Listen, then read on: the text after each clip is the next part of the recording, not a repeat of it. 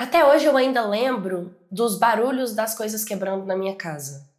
Sério, eu tenho memórias fortíssimas de gritos, de empurrões, sabe? Porque eu cresci num lar muito desestruturado. Os meus pais, eles brigavam muito e várias vezes eu acordava com eles quebrando a casa toda. Eu me recordo, sim, com 7 anos de idade, de cenas do meu pai avançando da minha mãe avançando do meu pai. Era muita briga, era muito xingamento, era muitas palavras de baixo calão, era muita agressão, não só física, como psicológica, verbal, emocional. Eu lembro da minha mãe jogando coisas no meu pai, quebrando coisas no meu pai. Eu lembro que minha mãe, ela era meio gordinha, sabe? Eu lembro de uma vez que a minha mãe foi dar um chute no meu pai, o meu pai segurou a perna da minha mãe e a minha mãe caiu e bateu as costas, sabe? Eu tenho lembranças disso. São memórias que desconcerta qualquer cabeça de qualquer criança. Com certeza isso não é um ambiente favorável. Mas ainda assim, mesmo com tantas agressões e nós saindo na nossa casa, praticamente fugindo do nosso pai, escondendo na casa dos nossos avós, os meus pais continuaram juntos. Apesar de com o tempo e com as crianças crescendo e entendendo um pouco que o meu pai fazia não era certo, ele deu uma leve maneirada. Pelo menos o meu pai nunca encostou na gente, mas da minha mãe sim. Mas que quando a gente foi crescendo, as coisas foram tomando um pouco mais de calmaria. Mas uma coisa eu tinha dentro de mim, que eu nunca gostaria de ter uma vida como a dela. Inclusive, eu cresci pensando nisso e orando para que isso nunca viesse a acontecer comigo, porque eu não permitiria de jeito nenhum um homem encostar a mão em mim. Eu fui uma menina que nós não passamos fome, mas já teve várias vezes que a nossa janta, o nosso almoço era batata palha, porque era a única coisa que tinha para comer, a única coisa que de fato dava para minha mãe comprar e que ainda tinha algum tipo de sabor. Dentro dessa rotina, dessa realidade, nossa família foi tomando rumos, né? Foi tomando caminhos. Quando eu tinha 12 anos de idade, meu irmão já era mais velho, começou a se envolver com a galera do bairro, com os trabalhos que o bairro proporcionava. E eu, com 12 anos, já era uma menina que fazia de tudo. Por conta dos meus pais serem como eles eram, não existia afeto. Nunca foram aqueles pais de me baterem, mas nunca foram aqueles pais de abraçar, de beijar, de perguntar como tá, de ajudar, de apoiar. Muito pelo contrário. Eu cresci sendo muito responsável, entendendo que eu era grande, que eu era adulta e que eu era dona de mim. Entendendo que eu já era grande o suficiente para fazer comida, para lavar roupa, para fazer as coisas, e eu sempre cuidei muito bem de mim. Tudo que eu queria, eu ia lá e eu fazia. Eu colocava a mão na massa. Se eu tô com fome, eu faço. Eu preciso lavar uma roupinha porque eu quero ir com ela pra escola, eu lavo, né? Se eu quiser fazer alguma coisa, eu que aprenda. Se eu quiser, eu que faça. Essa foi a minha infância. Então, com 12 anos de idade, é claro que eu acreditava que eu era adulta, até porque era o que eu ouvia. Você já é adulta, você já é adulta. Então, eu tinha um formato de lidar no meu dia a dia, nas minhas amizades, nos meus relacionamentos amigáveis, tudo muito durona, assim. Eu falava, eu respondia, eu sabia o que eu queria, eu sabia entrar, eu sabia sair. Eu era esperta. Eu era uma menina de 12 anos, que na minha cabeça eu era à frente da minha idade, porque eu tinha responsabilidades que as minhas amigas ainda não tinham dentro da casa delas. E eu acreditava que isso me fazia ter mais maturidade do que elas também. Até que entrou um rapazinho na parada. 1 ano mais velho do que eu. Não foi muita coisa. E a gente começou a conversar, mas eu não dava muita bola, assim, eu não ligava muito pra ele, essa era a verdade. Mas ele se via tão atencioso, legal, carinhoso, me tratava bem. E é claro, né? Para um ambiente onde não existe afeto, o mínimo de afeto preenche qualquer coração. E claro que a atenção que ele me dava, o amor que ele me dava, era um amor que preenchia o meu coração. A gente começou a ficar, a gente começou a ter relacionamento e tal. E aí a gente começou a beijar. Detalhe, a minha mãe e o meu pai sabiam do meu relacionamento. Inclusive, eles deixavam. Ele vinha na nossa casa, ele assistia filme, mas ele até dormia na nossa casa, sim. Eu com 12 anos. E eu também podia ir pra casa dele, ficava lá na casa dele, minha mãe sabia onde eu tava. Existia uma confiança ali da minha mãe comigo também. E assim, nosso beijo era um beijo muito bom, era um beijo muito caloroso. Nós éramos dois pré-adolescentes, né, que tava começando a descobrir a vida. Então, ali, a gente começou a ter uma relação até que um dia aconteceu e eu perdi a minha virgindade com ele. Só que assim, eu perdi minha virgindade com ele, mas apesar de eu ter 12 anos, eu sabia o que era gravidez, mas eu não sabia o que era prevenir uma gravidez. Eu sabia o que era ter uma relação, mas eu não sabia como me prevenir para não pegar doenças numa relação, sabe? Eu sabia o básico de atos sexuais, mas eu não sabia os problemas e os perigos e muito menos as consequências desses atos. E aí, eu e ele começamos a ficar todos os dias. É claro, doeu pra caramba a primeira vez, não foi uma boa experiência. Mas, de pouco a pouco, a gente começou a exercitar e todos os dias a gente praticava. E detalhe também, eu não conhecia algo diferente daquilo que eu tinha praticado para entender que existia coisas melhores. Então, e a gente começou a ficar todos os dias e começamos a ter uma vida sexualmente ativa. Eu, com 12 anos de idade. Até que um dia eu estava em casa conversando com a minha mãe e ela vira para mim e fala que marcou ginecologista, que ia me levar no médico. Naquele momento eu me tremi inteira e eu falei, pronto, e agora? Como que eu conto pra minha mãe? Como que eu falo isso? Tipo, ela vai descobrir que eu não sou virgem, ela vai brigar comigo, e agora o que eu vou fazer? Esperei minha mãe virar as costas e mandei um texto pra ela contando tudo o que tinha acontecido, revelando que eu não era mais virgem, que eu tinha perdido minha virgindade, como tinha acontecido e tal. E fiquei esperando. Cada segundo que a minha mãe estava online, que ela visualizou a minha mensagem, mas ela não me respondia, era uma falta de ar a menos que eu tinha. Eu fiquei desesperada. Falei, pronto, o que minha mãe... Nossa, fiquei pensando. A minha mãe chegou em casa muito calma, muito tranquila, passou, olhou assim pra minha cara e começou a me esculhambar. Você é uma vaga... E aí foi. Você é uma vadia. E me xingou de tudo e falou que eu não prestava, que como que eu tinha coragem de estar distribuindo de graça com 12 anos pra gente que não presta. Tipo, ela acabou comigo, ela me colocou lá embaixo, ela me colocou como se eu fosse, ela falou que com a idade que eu tinha, fazendo o que eu tô fazendo, quando eu fosse mais velha, eu ia ter ficado com todos os homens da cidade. E assim, ela falou palavras que cortaram o meu coração e de fato as palavras dela não me definiam. E assim, eu entendo. A minha mãe, ela teve a parcela de razão dela. Eu era uma menina de 12 anos de idade. Tá bom, eu errei mesmo. Só que eu não precisava das ofensas, eu precisava do apoio. Apoio para continuar praticando? Não. Mas já tinha acontecido. Então, que me acolhesse, que conversasse comigo, que me explicasse a situação, não precisava me destruir daquele jeito. Eu sempre fui uma menina muito responsável, eu entenderia as consequências com um simples diálogo, sabe? Mas se a gente tinha uma relação neutra, ali a nossa relação começou a ir ladeira abaixo. As coisas começaram a ficar piores. Eu não consegui parar de ficar com ele, eu gostava muito dele. Acontece que por conta disso, a minha mãe, ela colocou eu para fazer tudo em dobro. Então, se antes eu lavava vasilha, agora eu tinha que lavar vasilha, limpar a geladeira, lavar o fogão se eu quisesse sair de casa. Fazer comida, lavar roupa, estender roupa, passar roupa para sair de casa. Lavar o banheiro, lavar o vaso, lavar o box, lavar o espelho, tirar o lixo, lavar a cozinha para poder sair de casa. Eu comecei a ser obrigada a fazer tudo de uma forma bem mais pesada se eu quisesse sair de casa. E com certeza isso foi dificultando, sim, meu relacionamento, né? Foi dificultando minha liberdade que eu tinha. Eu entendo que era o jeito que ela estava tentando me educar. E acontece que o meu namorado, pouco tempo depois disso que aconteceu, ele simplesmente mudou comigo.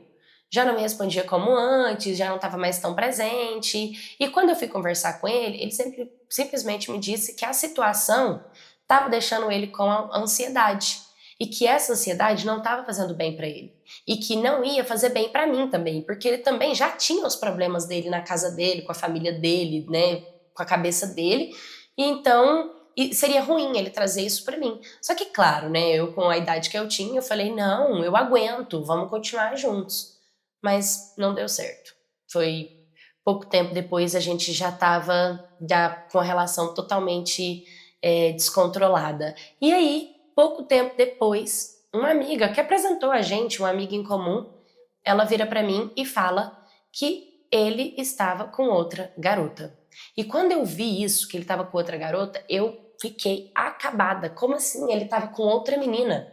sabe? Tipo, nossa, aquilo acabou comigo, querendo ou não, claro que eu me senti mal, claro que eu me senti usada, claro que eu senti que ele só tava comigo porque tava bom, porque tava fácil, sabe? Não porque de fato ele gostava comigo. Aquele meu sonho de casar com o meu primeiro homem, de ter apenas um homem na minha vida, porque sim, eu sempre sonhei com isso, estava indo por ladeira abaixo. Eu não podia deixar isso embora de mim. Não podia ver ele indo embora nas minhas mãos e eu não fazer nada. Então, obviamente que eu queria continuar com ele, eu não queria abrir mão, eu não queria perdê-lo. Então, para piorar mais um pouquinho, eu decidi me tornar amiga da namorada dele. Me tornei amiga da namorada dele. E ela me contava várias coisas do relacionamento deles, me contava um monte de coisa que eles faziam e aquilo cortava meu coração por dentro, sabe? Eu ficava tão mal com aquela situação, mas eu falei, não, tudo bem, né? Eu preferia assim, porque eu tinha ele perto, do que eu, tipo, tirar ele da minha vida e perder a oportunidade de continuar com ele. E aí foi assim que eu acabei continuando a ter relação com ele, tive uma relação e ele me filmou fazendo oral nele. E ele mandou esse vídeo para nossa amiga em comum. E essa amiga mandou pra menina, sabe? Porque também era amiga dela. E aí essa menina ameaçou de postar o meu vídeo nas redes sociais. Isso me deu um bloqueio tão grande que eu fiquei com tanto medo na hora que eu excluí, eu sumi. Eu sumi das redes sociais, eu apaguei minhas redes sociais, eu decidi que eu não queria mais que ninguém me visse, que ninguém soubesse de mim, sabe? Eu quis sumir mesmo, porque eu fiquei com muito medo do que poderia vir a acontecer. Ela, graças a Deus, não postou o meu vídeo. Mas eu tive uma atitude também bem de me isolar, assim, sabe? Eu não quis debater, eu não quis bater de frente, eu só sumi, só não quis estar ali. E detalhe, eu ainda cheguei a ter relação novamente com esse rapaz, porque eu percebi que eu tinha dependência emocional nele. E que quando ele vinha, qualquer mínimo de amor, de mensagem, de atenção que ele me dava, nossa, se ele pedisse pra me ver, não interessa se ele acabou de me xingar, eu tava lá, sabe? Só que depois dessa vez, eu vi que já não era mais a mesma coisa. Já não tinha mais aquele fogo, aquele amor, aquela vontade de estar com ele, de ter ele pra mim. Já entendi, eu perdi a minha admiração por ele. E a partir dali, eu não quis mais. Eu decidi seguir o meu caminho. Sim, 12 anos de idade. O tempo foi passando, passaram-se alguns meses, eu já estava mais na minha, eu sempre fui uma menina mais firme, mais dura. E no nosso bairro, o meu irmão começou a trabalhar com, com a galera da boca, né? Começou a trabalhar com o tráfico. E a minha mãe decidiu vender espetinho na calçada de casa. Então, todos os dias eu ficava na calçada de casa, minha mãe vendia espetinho e eu vendia espetinho junto com ela. Ficava ali. E a galera da boca, onde meu irmão também trabalhava, sempre vinha comprar espetinho. E detalhe, eles compravam praticamente todo o churrasco da minha mãe. Eles compravam tudo, eram bons clientes. E no meio deles, tinha um rapaz que ele era assim, o tipo de rapaz que eu achava lindo, sabe? Ele era alto, branquinho, dos olhos claros, um sorriso lindo. Nossa, ele era muito bonito. Mas ele tinha 17 anos. Enfim, a gente se adicionou nas redes sociais e eu decidi postar uma foto nos meus stories, porque nesse tempo eu já tinha criado um outro perfil, eu já tinha adicionado só pessoas fechadas que eu conhecia, sempre fui muito limitada, não deixava ninguém entrar, e quem eu segui, quem eu deixava seguir eram pessoas que eu realmente queria e tinha controle ali dessa amizade. E aí eu postei uma foto nos meus stories, eu coloquei tipo um foguinho e ele reagiu a esse foguinho. Aí eu logo mandei uma mensagem: você reagiu mesmo ou foi sem querer? E ele: ninguém reage a um foguinho sem querer. E aí nós começamos a conversar. Começamos a conversar e tal, foi aquela coisa toda, só que o meu irmão não podia saber. Porque como ele era parceiro do meu irmão lá na boca, meu irmão não queria, né? E assim, como ele também mexia com isso, então, eu não sabia como os meus pais poderiam reagir. Mas quando os meus pais ficaram sabendo, ele foi lá em casa e de cara, assim, a minha mãe e meu pai gostou muito dele e deixou a gente ter um relacionamento. Mas falou pra ele que se ele quisesse ter um relacionamento comigo, ele tinha que largar o tráfico. E foi o que ele fez. Ele decidiu largar o tráfico, procurar um outro serviço e nós começamos a namorar. Era um relacionamento onde a minha casa era a segunda casa dele. Ele sempre estava muito presente, ele sempre estava muito junto, ele sempre tava ali na minha casa, fazia as coisas, minha família tratava ele como família dele, era aquela coisa assim, de muita familiaridade. E aí, né, nisso, começaram algumas coisas sutis. Como ele era mais velho, sempre tem aquela coisa do tipo, ai, suas roupas, ai, não gosto muito dessa amizade, ai, porque essa maquiagem tá muito forte, ah, mas esse lugar que você tá querendo ir não é um lugar adequado. E de pouco a pouco a minha vida foi ficando de cabeça para baixo. Eu fui deixando de ter aquela vida que eu tinha pra ter uma vida praticamente que ele tava ditando, sabe? Mas tudo bem. Por mim, estando com ele, tava tudo perfeito, sabe? Até que um dia, em um desses debates entre a sua roupa ou sua maquiagem, as suas amizades, a gente meio que debateu assim, e foi onde ele me trouxe e me deu o meu primeiro murro. Ele me deu um murro no braço com tanta força, sabe? E aí na hora assim, eu lembro que eu caí no chão e eu olhei pra ele, e na hora eu veio a lembrança da minha mãe na minha cabeça, a cena da minha mãe apanhando do meu pai, sabe? E aí na hora ele já caiu, ele já chorou, porque ele sabia de tudo que eu tinha passado na minha casa, com a minha família, com o meu ex-relacionamento, com a exposição, com ameaças. E ele tá fazendo isso comigo, nossa, foi muito doloroso. Só que acaba que não resolve, né? Logo vieram outros tipos de agressão e com o tempo era puxão de cabelo, soco na cara, me jogando no chão, me dando rasteira, me dando tapa, me empurrando, me puxando pelos cabelos, sabe? Tipo, eram muitos tipos de agressões. E aí eu passei 5 anos da minha vida aceitando ele fazer isso comigo. E detalhe, às escondidas. Às escondidas. A minha família não sabia que ele me batia, sabe? E eu não conseguia sair da relação porque ainda existia a parte boa dele, a parte pela qual eu me apaixonei. Para mim, tudo que ele fazia para mim era como um formato de cuidado, sabe? Até que quando eu fiz 17 anos de idade, já tava com outra cabeça, eu já tava mais mulher, eu já tava mais, né, eu tava diferente. E aí foi onde eu decidi que eu contaria para os meus pais o que estava acontecendo, mas com um pedido de socorro. Dessa vez eu falei, se ele encostar a mão em mim de novo, eu vou contar para os meus pais, porque eu sabia que com a intervenção dos meus pais, ele poderia mudar a postura dele comigo. Quando eu contei para o meu pai e para minha mãe, pasmem, meu pai não falou e não fez nada. Ele não teve reação, ele ficou olhando, como se, tipo, fosse a coisa mais normal do mundo, mas pra ele, de fato, é, né? Porque se ele batia na minha mãe, já a minha mãe virou uma arara, a minha mãe virou um bicho, a minha mãe ficou muito brava com ele.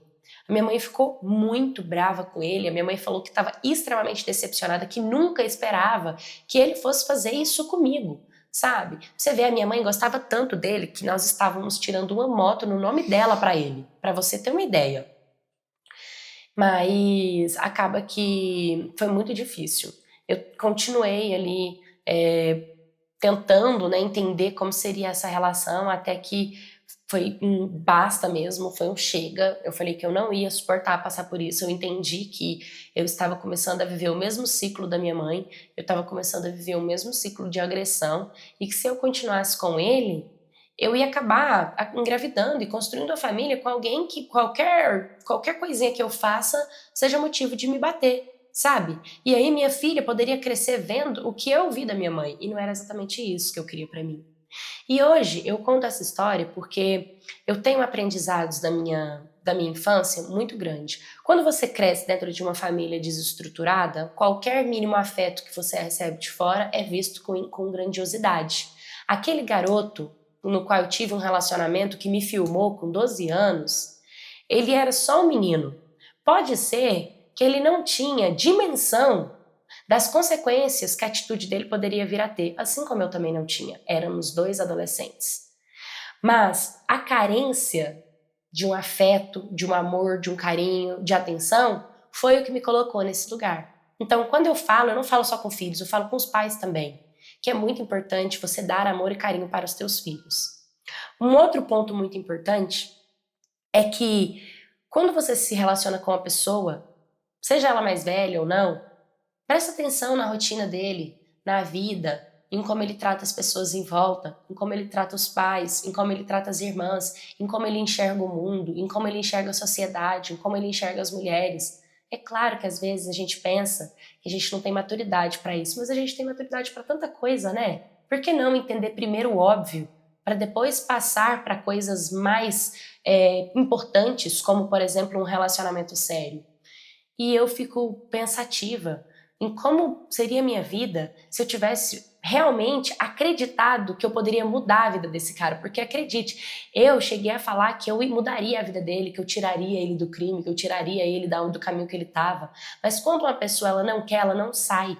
E eu era só uma menina de 12 anos acreditando que eu era uma mulher e buscando ter atitudes de mulher, quando no fato, eu era só uma criança e o que eu precisava mesmo era de ter sido protegida. Oi, my cats, tudo bem com vocês? Hoje eu trouxe essa história, né, de repetição de padrão. Essa menina, nitidamente, ela é uma criança que acredita que é adulta, mas quando pais ou responsáveis dão uma função e fala e verbaliza e reafirma para um adolescente, para um pré-adolescente, até para um jovem adulto, que é já dono, que já sabe o que fazer, que já é adulto, que não precisa ensinar, é como se o adulto quisesse tirar a responsabilidade que ele tem sobre esse adolescente e deixar com ele mesmo, sabe? É do tipo, você é grande, você que faça sozinho.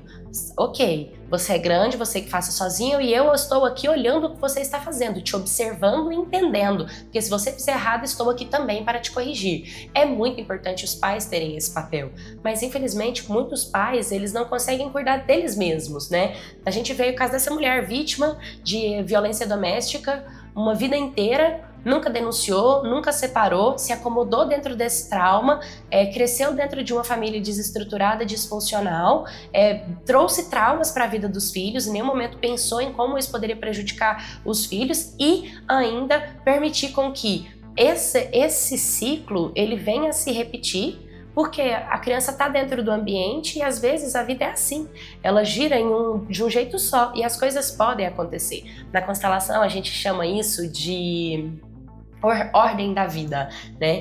As estações, elas são uma ordem, elas se respeitam, o sol e a lua, elas se respeitam. Então, se um pai faz uma coisa, por que o filho tem que fazer diferente, né? Na ordem da vida, o filho tem que repetir a mesma coisa dos pais. Por isso que a gente fala sobre quebrar padrões. E quando ela separa e ela entende que cada soco que ela tá levando é um ciclo que ela tá repetindo dos pais, é uma forma dela enxergar que ela pode. E eu digo, mulheres, não importa quanto tempo você tenha, salve o restante. Não importa quanto tempo você investiu, não importa quanto tempo você sofreu, não importa quanto dinheiro você colocou nesse relacionamento, se você puder salvar a sua história, salve a sua história. Se você conhece alguém que é vítima de agressão doméstica, denuncie, nem que seja anônimo, diz que 100. Em briga de marido e mulher, a gente mete a colher sim, porque tem muitas mulheres que, infelizmente, elas são dependentes emocionais e financeiras e elas não conseguem, naquele momento, ter discernimento suficiente para entender a necessidade de sair dentro desse relacionamento. E eu fico muito feliz que essa menina de 12 anos de idade ainda conseguiu sair sem um filho desse relacionamento, que é muito raro nas histórias de hoje em dia. Manda sua história no stories, canal de paula@gmail.com, curta, comenta, compartilha, se inscreva. Um beijo e até o próximo vídeo.